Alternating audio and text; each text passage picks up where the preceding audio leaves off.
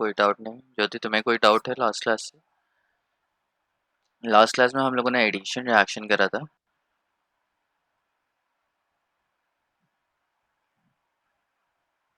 और वो addition reaction हम लोगों ने दो तरीके से किया था। एक बोला था मार्कोनिकॉफ,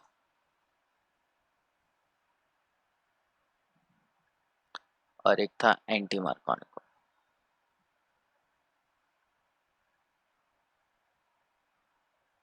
ठीक।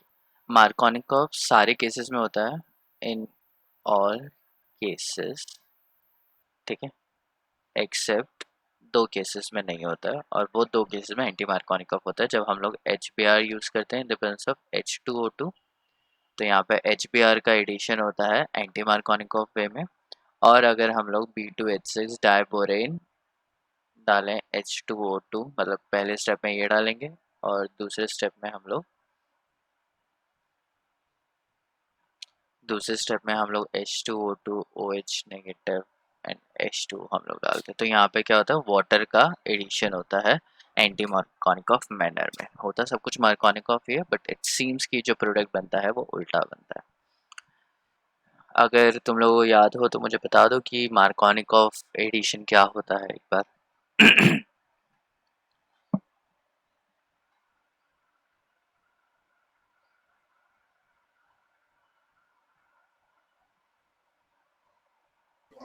हाइड्रोजन एड्स होता है जहाँ हाइड्रोजन ज़्यादा होता है। तो hydrogen add on that carbon where hydrogen are already in excess, ठीक है। तो ये मार्कोनिकॉफ होता है और इसका एंटी मार्कोनिकॉफ होता है, ठीक है। तो अगर मैं ये प्रोडक्ट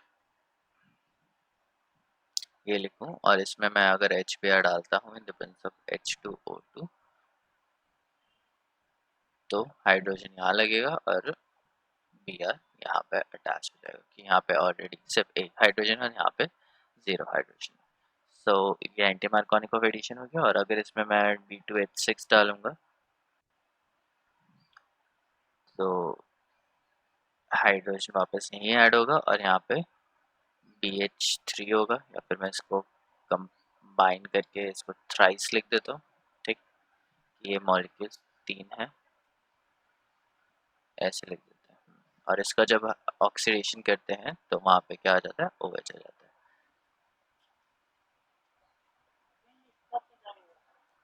वहाँ पे लगी हुई है सेकंड लिस्ट। हाँ, अरे लगी होगी, कल ही तो लगी है, चेक करके आओ वहाँ पे, वहीं सामने लगी है।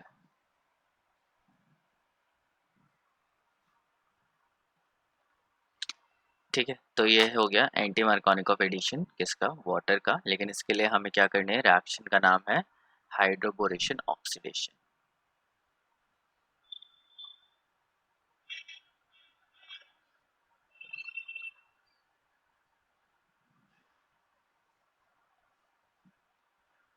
ठीक है, तो let's move to the next reaction जो कि है एलिमिनेशन रिएक्शन।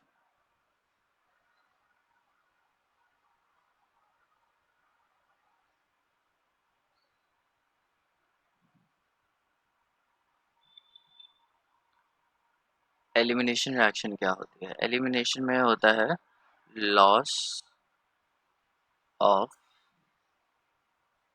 एटम्स और group of atoms followed by the formation of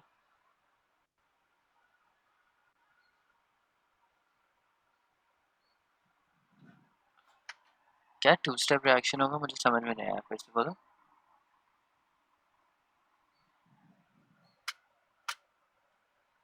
followed by the formation of multiple bond। नहीं, ये सिंगल स्टेप भी हो सकता है, टू स्टेप भी हो सकता है। जैसे एडिशन सिंगल स्टेप नहीं होता, सब्स्टिट्यूशन दो स्टेप में और एक स्टेप में हो सकता है, ऐसी एलिमिनेशन भी एक स्टेप या दो स्टेप में होता है। इसको हम लोग E1 E2 E1CB, ये तीन तरीके की एलिमिनेशन रिएक्शन होती है। सब्स्टिट्यूशन भी इसी तरीके का होता है, SN1 SN2 SNI SNAR, और एक आधा तरीका और होता है सब्स्टिट्यूशन का। तो एलिमिनेशन रिएक्शन सब्स्टिट्यूशन रिएक्शन के थोड़ा करीब है, क्योंकि जो mechanism SN1 substitution reaction follow करती है वही रिएक्शन एलिमिनेशन रिएक्शन भी काफ़ी हद तक फॉलो करते हैं। एडिशन में कोई प्रॉब्लम नहीं होती, एडिशन में कार्बोकेटाइन बनेगा और वो फर्दर दूसरे के साथ ऐड हो जाएगा। तो addition is very simple, addition मैंने तुम लोगों को बता दिया, उसमें कोई मैकेनिज्म में ज़्यादा कुछ प्रॉब्लम नहीं होती है। एलिमिनेशन दो तरीके का होता है, एक E1 होता है और एक E2 होता है, और एक E1CB होता है जो कि रेयर होता है, लेकिन E1 E2 कॉमन होते हैं। E1 E2 में क्या डिफरेंस है that will be talking in next class. तो फिलहाल अभी एलिमिनेशन देखते हैं कि एलिमिनेशन होता क्या है। सो एलिमिनेशन अगर मैं नॉर्मल रिएक्शन करूं तो जैसे मेरे पास है CH3 CH2 Cl, और इसमें मैं डाल दूं एल्कोहलिक KOH, तो ये बन जाएगा CH2 double bond CH2। So overall atoms की अगर मैं बात करूं तो 3 4 5 6 7 8 8 एटम्स हैं, और यहाँ पे कितने हो गए 6। सो ओवरऑल क्या हो रहा है, decrease in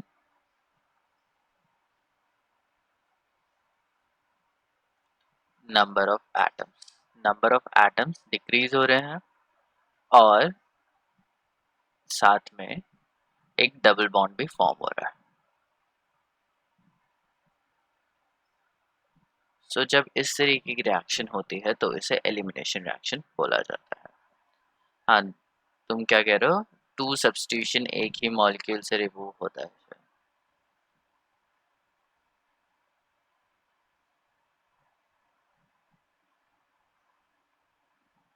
I'll be talking about it in substitution क्या है क्या नहीं है, तो क्लियर हो जाएगा। यस, सो हम लोग क्या बात कर रहे थे, ये एलिमिनेशन रिएक्शन होती है जिसमें नंबर ऑफ एटम्स कम हो जाएंगे और डबल या ट्रिपल बॉन्ड बन जाएगा। तो ये चीज़ याद रखनी है, इट इज़ ऑपोजिट टू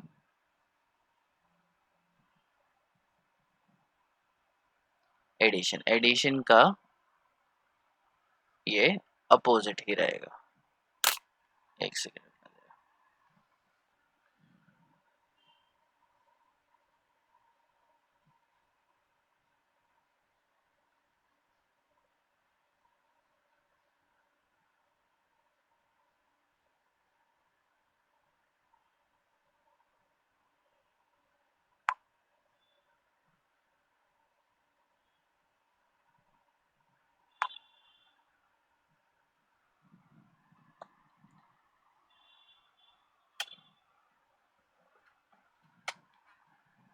ठीक है, सो कोई डाउट है सो फार कि क्या एलिमिनेशन रिएक्शन नॉर्मल ही है? मुझे नहीं लगता इसमें कोई प्रॉब्लम होनी चाहिए। ठीक है, now the problem comes with the reagents. तो रिएजेंट्स का क्या है कि अगर एल्काइल हैलाइड है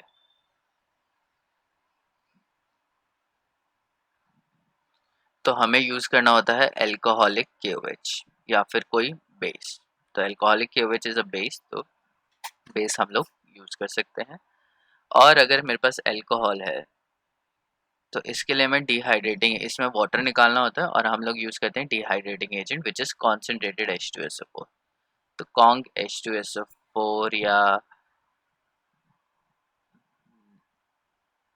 P2O5, यस P2O5 या कोई भी और डिहाइड्रेटिंग एजेंट हम लोग इसमें यूज कर सकते हैं।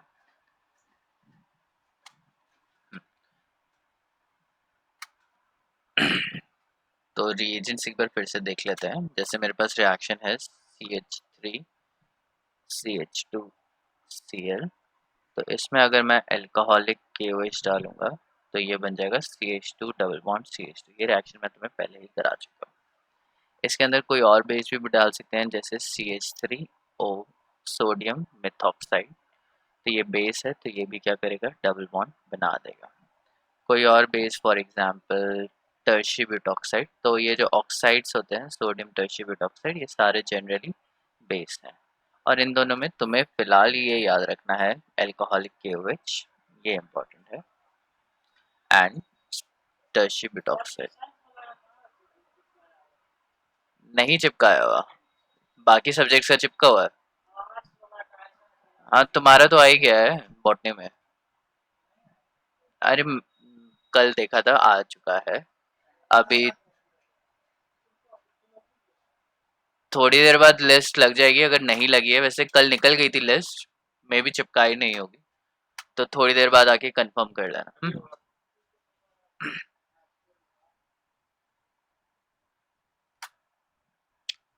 हाँ, तो हम लोग एल्कोहलिक केओएच और टर्शियरी बुटॉक्साइड हमें मेजरली याद रखना है। इनके बीच में एक बहुत अच्छा रिलेशन होता है, अल्कोहलिक केओएच ये दो अपोजिट चीज करते हैं, और टर्शियरी बुटॉक्साइड ये दोनों बीटा एलिमिनेशन करते हैं, लेकिन दोनों अलग तरीके से करते हैं। इनके बीच में क्या डिफरेंस है, that I will be talking in a few seconds. यहाँ पे हम लोग देख लेते हैं पहले अल्कोहल का। फॉर एग्जांपल मेरे पास CH3CH2OH है, तो इसमें मुझे क्या करना है, वाटर को निकालना है। वाटर निकालने के लिए I can add concentrated H2SO4। So concentrated H2SO4 is a very strong dehydrating agent, बहुत स्ट्रॉन्ग डिहाइड्रेटिंग एजेंट होता है, मतलब कहीं से भी ये वाटर निकाल लेता है। तो अगर तुमसे अगर पूछा जाए कि अगर H2SO4 तुम्हारे हाथ पे गिर जाएगा तो क्या होना चाहिए, बताओ मुझे।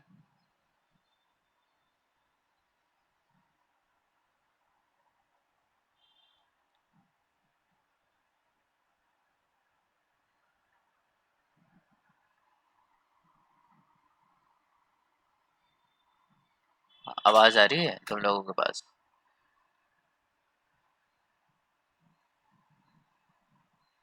ज्योति तुम्हें आवाज आ रही है?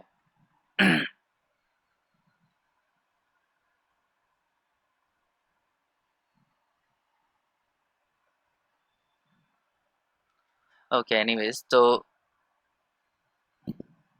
अच्छा ठीक है, वीडियो रिकॉर्ड कर लेते हैं और फिर तुम उसे उधर देख लेना। हाँ, सो हम लोग यहाँ पे बात करें H2SO4। H2SO4 क्या होता है, बहुत स्ट्रॉन्ग डिहाइड्रेटिंग एजेंट होता है। H2SO4 दो तरीके से काम करता है। H2SO4 काम करता है as an oxidising agent as well as dehydrating agent. तो डिहाइड्रेटिंग एजेंट की तरह भी वो काम करता है। तो डिहाइड्रेटिंग एजेंट का यहाँ पे मतलब क्या है कि किसी भी चीज़ में से वाटर निकालने को डिहाइड्रेशन बोलते हैं, और any agent which is capable of doing such phenomena उसको हम लोग बोलेंगे डिहाइड्रेटिंग एजेंट। तो कॉन्सेंट्रेटेड H2SO4 क्या होता है, किसी भी चीज़ में से वाटर निकालने की कैपेबिलिटी रखता है। इसलिए हमारी क्या होती है, स्किन होती है, हमारी बॉडी में 70% के आसपास हमारा वाटर है। तो स्किन के ऊपर जब H2SO4 गिरता है तो वो क्या करेगा, वहाँ से वाटर निकाल लेगा, जिस वजह से जो हमारी स्किन होगी वो जल जाएगी। सो कॉन्सेंट्रेटेड H2SO4, मैं बस यही बता रहा था कि H2SO4 ऑक्सीडाइजिंग एजेंट की तरह भी काम करता है और डिहाइड्रेटिंग एजेंट की तरह भी काम करता है। अगर कॉन्सेंट्रेटेड H2SO4 हमारे हाथ पे गिरेगा तो हमारे स्किन में बहुत सारा वाटर है जो कि बाहर निकल जाएगा। वाटर अगर बाहर निकल जाएगा तो उससे क्या होगा, उससे ये होगा कि हमारी स्किन उस पॉइंट पे जल जाएगी। सो कॉन्सेंट्रेटेड H2SO4 एक तो हमारी स्किन को ऑक्सीडाइज भी करेगा, साथ ही साथ वो डिहाइड्रेट भी कर देता है। और ड्यूरिंग दिस डिहाइड्रेशन बहुत amount of energy, heat energy release भी होती है। तो ये तीनों चीज़ें, तीनों खतरनाक चीज़ें एक साथ होती हैं, जिसकी वजह से कॉन्सेंट्रेटेड H2SO4 बहुत ही स्ट्रॉन्ग या बहुत ही हार्मफुल एसिड हमारे लिए बन जाता है। ठीक है, तो कॉन्सेंट्रेटेड H2SO4 को हम लोग जनरली बहुत ध्यान से उनकी बॉटल यूज करते हैं कि कहीं हमारे हाथ पे ना गिर गए, हाथ पे गिर गया तो मतलब वहां से जल गया।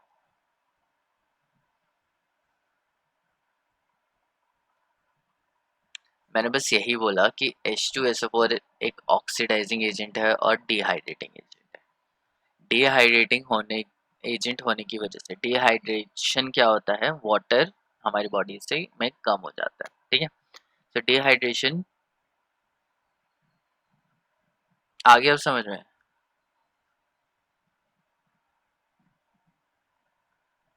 ओके। सो यहाँ पे कॉन्सेंट्रेट H2SO4 है, डिहाइड्रेटिंग एजेंट है, तो वो वाटर को निकाल लेगा और एल्कीन बना देगा। तो एल्काइल हैलाइड के साथ हम लोग बेस यूज करते हैं, और अल्कोहल के साथ हम लोग कॉन्सेंट्रेटेड H2SO4 करते हैं डिहाइड्रेशन करने के लिए। So let's move ahead. अब हम लोग देखते हैं यहाँ पे, जैसे मेरे पास है CH3 CH2,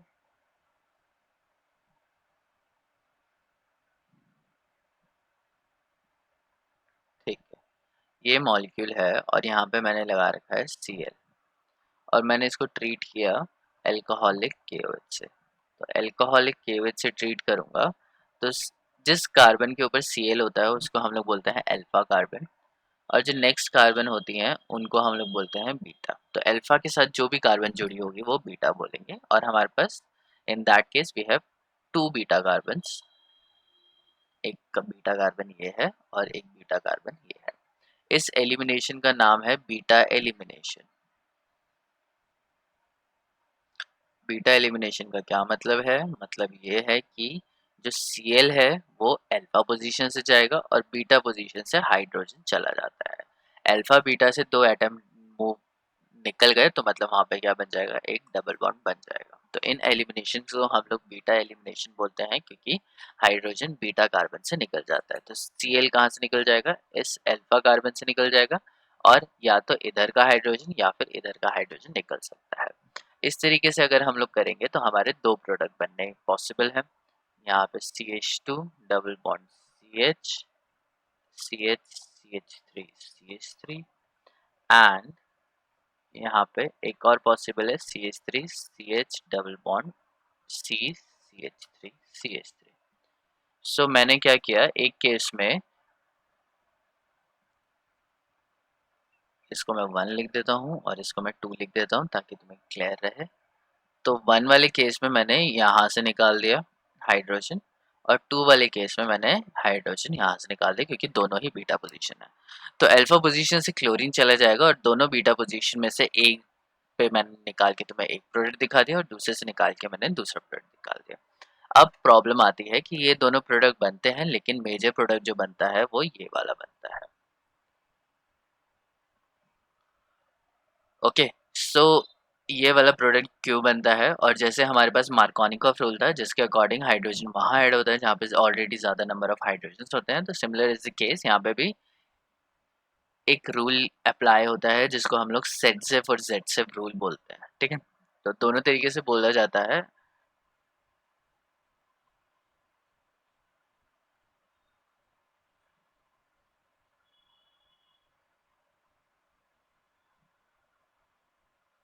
ठीक है, आई यूज सेट रूल, ठीक है। तो सेट रूल क्या बोलता है?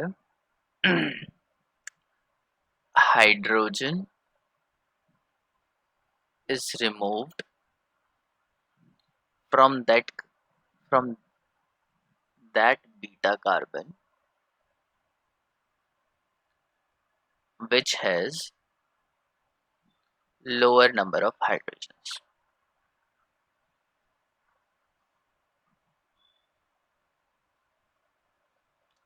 ठीक है। तो लोअर नंबर ऑफ हाइड्रोजन जहाँ जिस भी बीटा पोजीशन पे होंगे वहां से हाइड्रोजन निकल जाएगा और क्लोरीन अपनी अल्फा पोजीशन निकल जाता है। और इसको दूसरे टर्म्स में हम लोग बोलते हैं अ मोर सब्स्टिट्यूटेड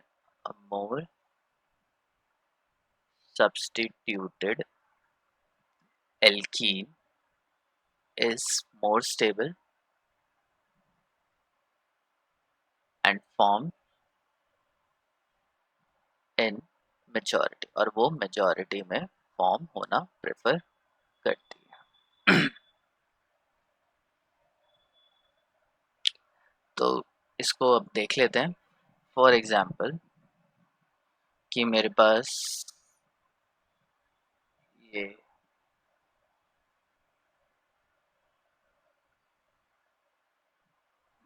Cl है, तो सबसे पहले मैं क्या करूँगा, जिस कार्बन पे Cl है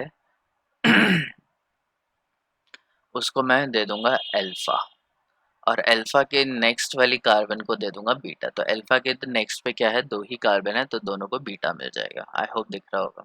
now I have to decide कि यहाँ पे कितने नंबर ऑफ हाइड्रोजन है। तो यहाँ पे 2 हाइड्रोजन है और यहाँ पे 1 हाइड्रोजन है।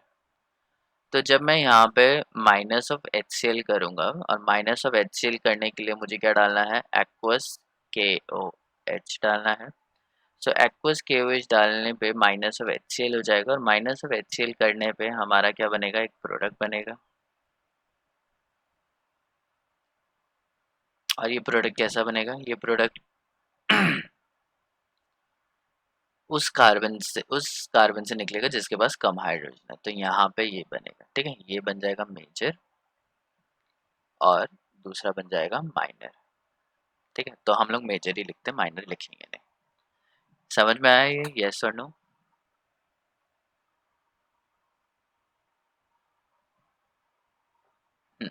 सो इट्स प्रीटी सिंपल।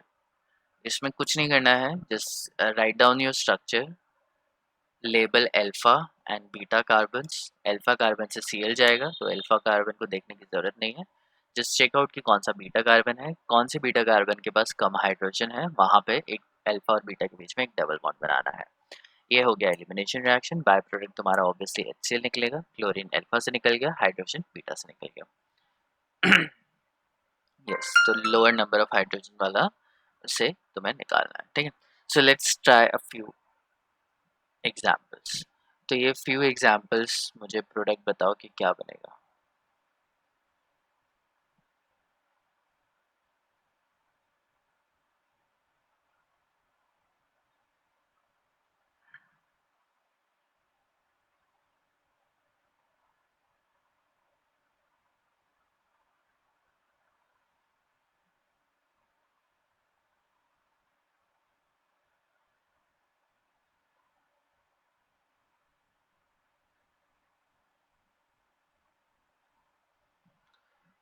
अभी कुछ बोला नहीं है मैंने। मैं बस यही बोल रहा हूँ कि ये दो क्वेश्चन है, इनको सॉल्व करके आंसर बताओ कि क्या बनेगा। अब तुम बोल तो सकते नहीं हो, तो मैं ही करता हूँ। स्क्रीन पे रुक गया है, कैसे? हाँ, ठीक है। तो ये अल्फा कार्बन है और ये क्या है, बीटा कार्बन है। बीटा कार्बन के पास एक हाइड्रोजन है, तो मैंने अल्फा और बीटा इनको देखा, एंड देन मैंने यहाँ पे मेंशन किया कि कितना बीटा पे हाइड्रोजन है, एक ही है, तो इसके बीच में, अल्फा और बीटा के बीच में डबल बॉन्ड बन जाएगा।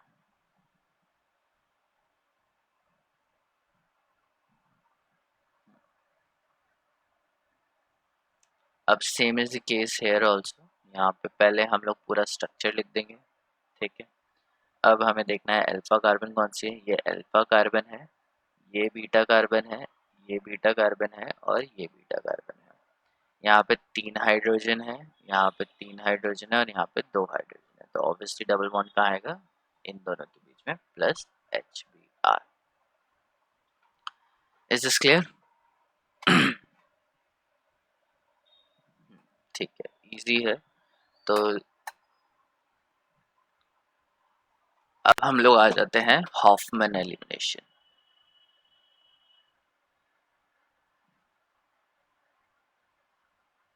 तो वो सेटजेव था और ये है Hoffmann.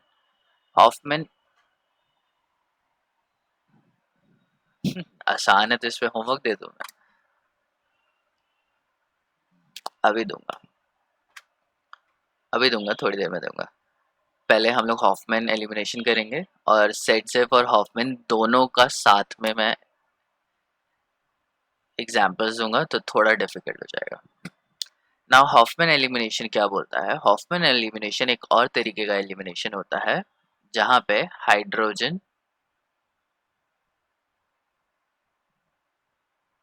is removed from that carbon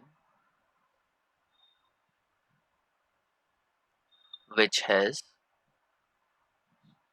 higher number of hydrogen।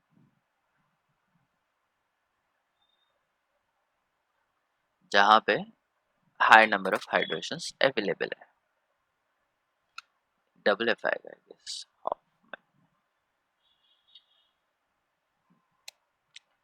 सो ये इस तरीके का एलिमिनेशन है, जैसे सेटजेफ रूल था उसका जस्ट अपोजिट है। तो अगर मेरे पास सेम मॉलिक्यूल में लेता हूँ और यहाँ पे मैं लगा देता हूँ Br,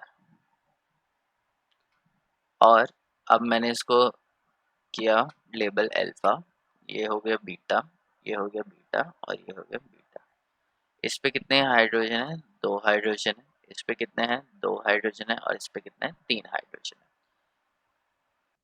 तो इस एलिमिनेशन में जो प्रोडक्ट बनता है वो डबल बॉन्ड उस तरीके से बनेगा और उनके बीच में बनेगा जहाँ पे ज़्यादा हाइड्रोजन है। तो डबल बॉन्ड यहाँ बन जाता है और ये बन जाता है हमारा major product.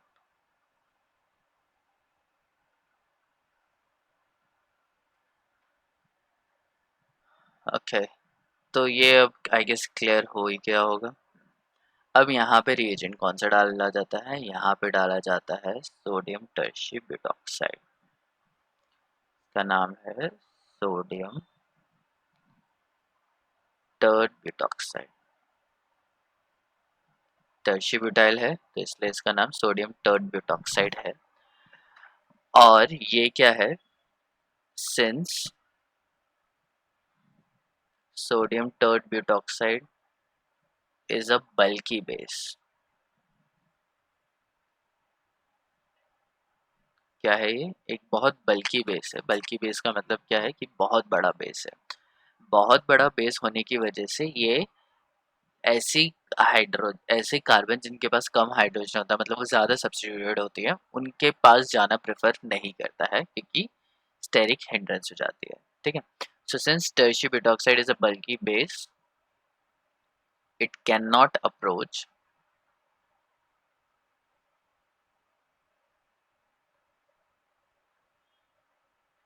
hindered carbon. Thus, hydrogen is removed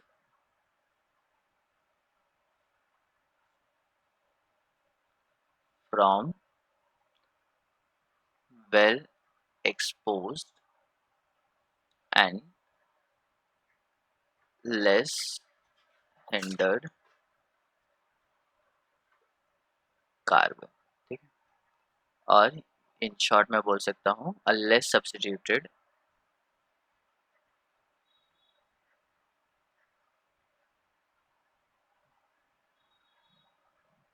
alkene forms as major product.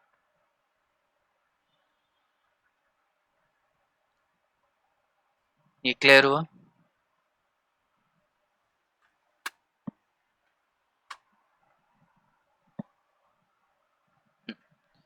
ठीक है, तो टर्शी ब्यूटॉक्साइड एक बहुत बड़ा ग्रुप है। ठीक है, मैं एक बार दिखा देता हूँ।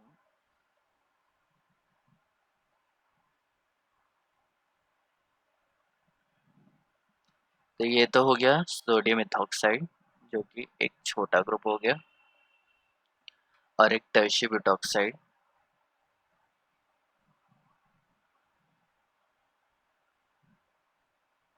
और ये पीछे की तरफ।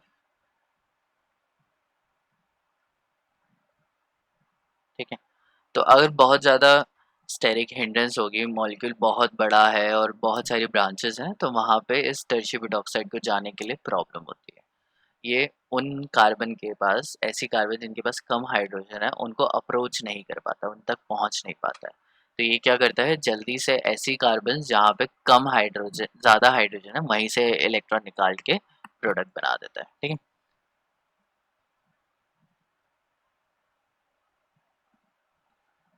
तो अगर मैं रिएक्शन लिखूंगा तो उसमें देखो,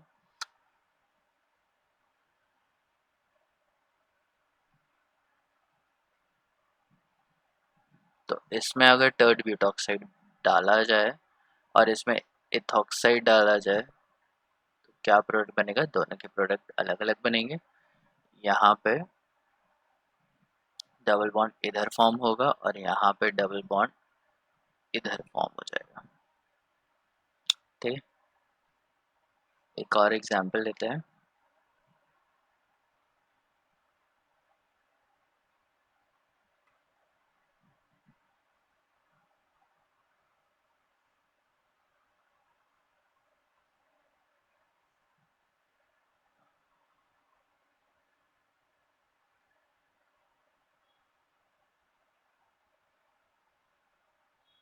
हाँ, एकदम ठीक है। तो ये यहाँ पे बन जाएगा और यहाँ पे बन जाएगा। ठीक है, सो ये दो तरीके की एलिमिनेशन मैंने तुम्हें बता दी, हॉफमैन एलिमिनेशन और दूसरा कौन सा है, सेट-ज़ेप रूल बता दिया। सेट-ज़ेप रूल में एक ज़्यादा सब्स्टिट्यूटेड एल्कीन बनना प्रेफर होती है क्योंकि वो ज़्यादा स्टेबल होती है, और लेस सब्स्टिट्यूटेड बनती है कहाँ पे, जहाँ पे बल्कि बेस हमारे पास अवेलेबल होता है। ओके, सो आगे मूव करते हैं। अब इसका मैकेनिज्म देख लिया जाता है, देख सकते हैं हम लोग। तो ये दो तरीके के मैकेनिज्म फॉलो करता है, लेकिन इसका मैकेनिज्म कराने के लिए मुझे सब्स्टिट्यूशन का मैकेनिज्म तुम्हें पहले कराना पड़ेगा, SN1 और SN2 का, क्योंकि वहाँ से तुम ज़्यादा रिलेट कर पाओगे। तो फिलहाल इसका मैकेनिज्म यहाँ पे स्किप करते हैं।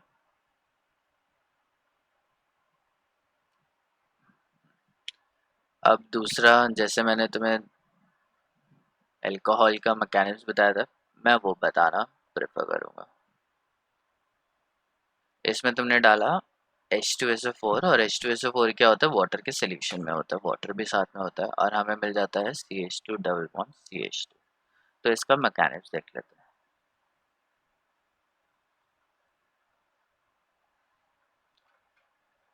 तो पहले हमारे पास है CH3,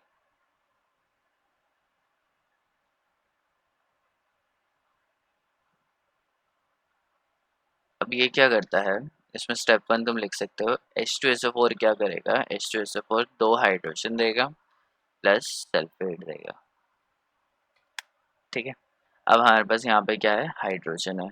बताओ न्यूक्लियोफाइल कौन है, इलेक्ट्रोफाइल कौन है।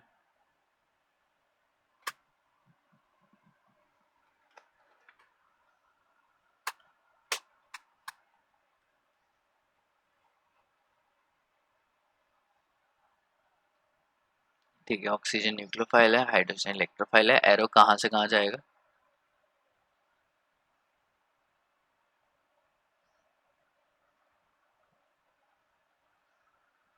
हाइड्रोजन यहाँ से मूव करेगा।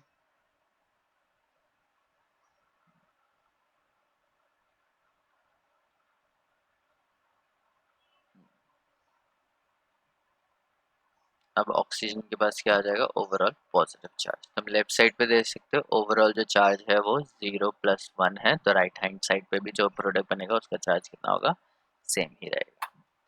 अब क्या होता है कि H2O क्या है, स्टेबल है,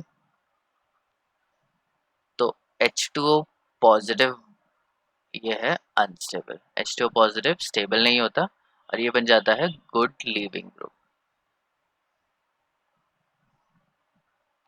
ये बहुत अच्छा लीविंग ग्रुप बन जाता है। लीविंग ग्रुप मतलब जैसे अगर कहीं पर भी तुम्हें OH दिखता है और एसिडिक कंडीशन होती है, तो ऑक्सीजन क्या न्यूक्लियोफाइल की तरह काम करेगा, तो वो हाइड्रोजन को एक्सेप्ट कर लेता है। तो इसको मैं बोल सकता हूँ, ये जो रिएक्शन है इसका नाम हो जाएगा proton transfer.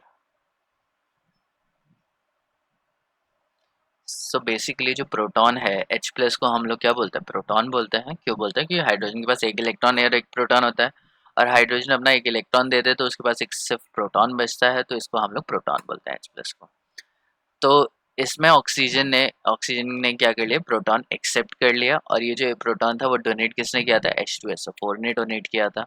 So basically proton transfer हो रहा है कहाँ से, H2SO4 से कहाँ पे, वाटर अल्कोहल के पास, OH। ठीक है, अब ये जब भी वाटर के पास तुम पॉजिटिव चार्ज देखो तो ये बन जाता है लीविंग ग्रुप। लीविंग ग्रुप क्यों, क्योंकि जो H2 है वो बहुत ज़्यादा स्टेबल है, और वो यहाँ से बॉन्ड बना के अलग निकलना चाहता है। ठीक है, सो यहाँ पे तुम्हें दिख रहा है कि ये दो इलेक्ट्रॉन के साथ जुड़ा हुआ है।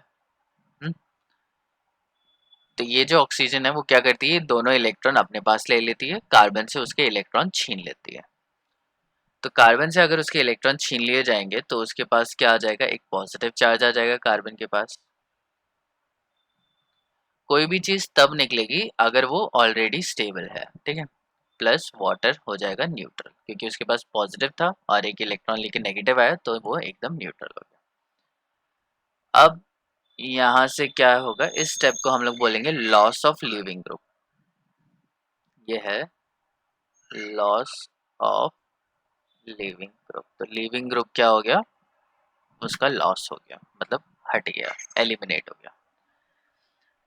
अब नेक्स्ट क्या है, जो वाटर मॉलिक्यूल यहाँ से निकला वही वाटर मॉलिक्यूल क्या करेगा, बेस की तरह एक्ट करेगा। ठीक है, अब ये जो स्टेप है ये इलेक्ट्रोफाइल और न्यूक्लियोफाइल का स्टेप नहीं बनता। इसमें क्या होता है कि H2O क्या करता है दूसरे कार्बन पे, क्योंकि डबल बॉन्ड क्या करना है तुम्हें, इन दोनों के बीच में बनाना है, तो ये हाइड्रोजन पे अटैक करेगा।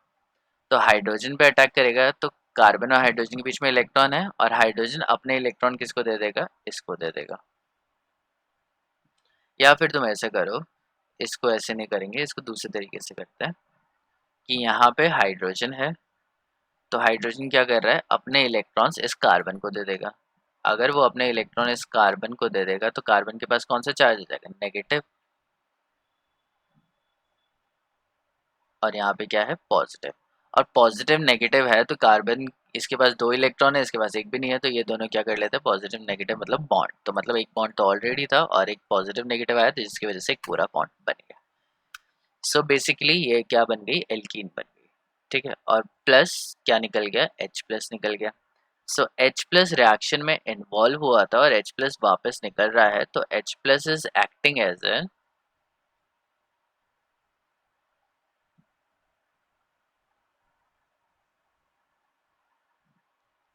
H plus is acting as a catalyst. तो H प्लस किस तरीके से एक्ट कर रहा है, एक कैटलिस्ट की तरह यहाँ पे वो एक्ट करने की कोशिश कर रहा है।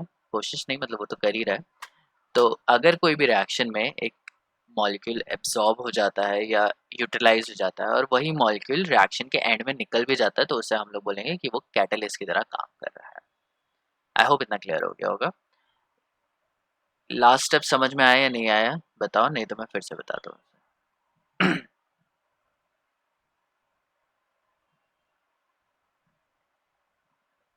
ठीक है, तो आई गेस कि यहाँ तक तो तुम्हें क्लियरली समझ में आ गया होगा।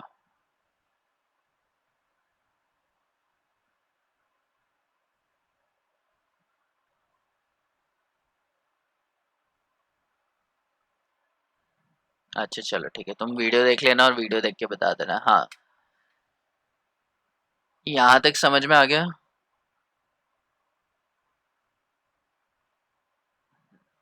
अब क्या हुआ, हाइड्रोजन के पास दो इलेक्ट्रॉन है, तो हाइड्रोजन ने जो ये दो इलेक्ट्रॉन थे इन दोनों कार्बन के बीच में डाल दिए। ठीक है, देखो कार्बन के पास कितने इलेक्ट्रॉन है, एक, दो, तीन, चार, पाँच, छः। ठीक है, इधर कितने हैं, पूरे 8 हैं। तो ये क्या है, कार्बन न्यूट्रल है, और इस कार्बन के पास क्या चार्ज है, पॉजिटिव चार्ज है। इतना तो क्लियर है। अब इसमें से दो इलेक्ट्रॉन में से एक इलेक्ट्रॉन तो कार्बन का ऑलरेडी है और एक इलेक्ट्रॉन क्या है, हाइड्रोजन का है। ठीक है, तो अगर हाइड्रोजन ये वाला इलेक्ट्रॉन इस कार्बन को दे दे तो इसके पास क्या है, पॉजिटिव चार्ज है। तो पॉजिटिव चार्ज होने की वजह से ये क्या हो जाएगा, न्यूट्रल हो जाएगा। इसने एक इलेक्ट्रॉन ले लिया। ठीक है,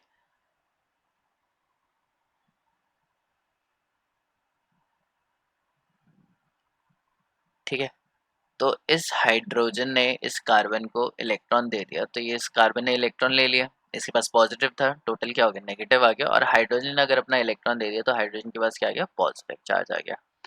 अब इस कार्बन के पास एक इलेक्ट्रॉन है, इस कार्बन के पास एक इलेक्ट्रॉन है, इसके पास 7 इलेक्ट्रॉन है, इसके पास 7 इलेक्ट्रॉन है।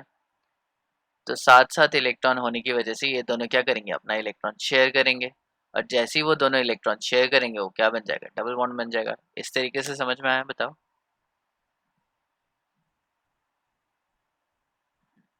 या फिर तुम ऐसे भी कर सकते हो कि ये जो कार्बन है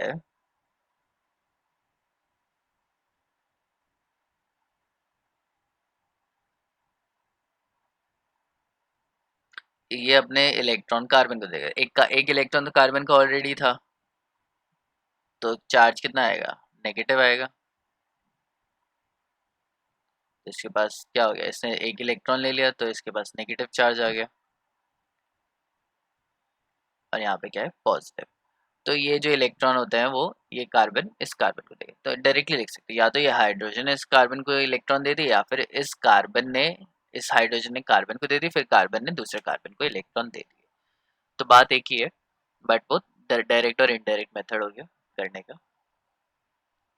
सो ये इलेक्ट्रॉन यहाँ पे चला गया, तो जब भी हम लोग NaCl लिखते हैं तो NaCl हम लोग ऐसे लिख सकते हैं, तो Na के बीच में क्या होता है पॉजिटिव, Cl के पास क्या होता है negative. So basically positive negative है, उसे न्यूट्रल लिख के हम लोग एक बॉन्ड भी बना सकते हैं, तो पॉजिटिव नेगेटिव उसका न्यूट्रल लिख के तो हम एक डबल बॉन्ड बना सकते हैं उनके बीच में। क्लियर है ये?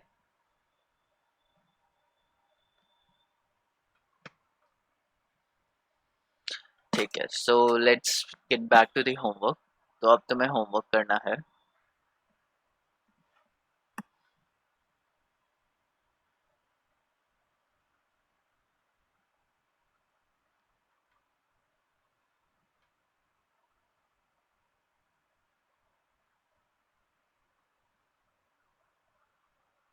मैकेनिक्स का होमवर्क करोगे?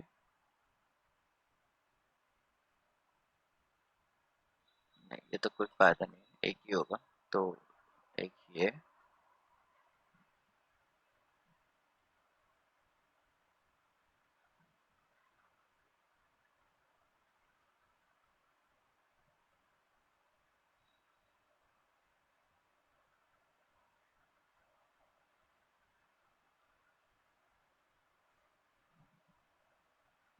और जब भी हम लोग H2SO4 लेते हैं तो उसमें हमेशा ही सेटजेफ रूल बने फॉलो होगा। हाइड्रोजन वहीं से जाएगा जहाँ पे ऑलरेडी कम हाइड्रोजन है। ठीक है, तो ये 3 क्वेश्चंस करना, इनके मैकेनिक्स करके लेके आना।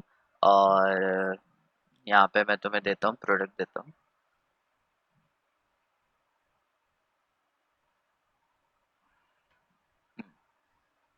तो यहाँ पे ये A क्या होगा और यहाँ पे तुम B क्या डालोगे, सो दैट तुम ये एलिमिनेशन प्रोडक्ट बना सको।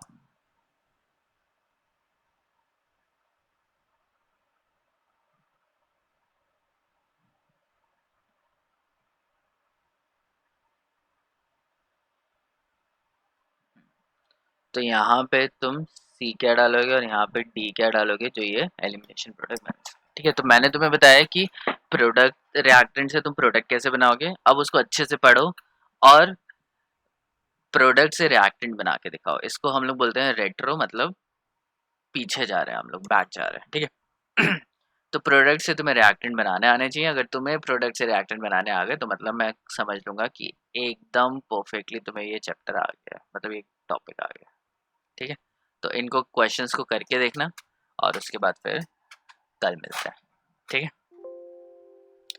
ये होमवर्क है, इसको देख लेना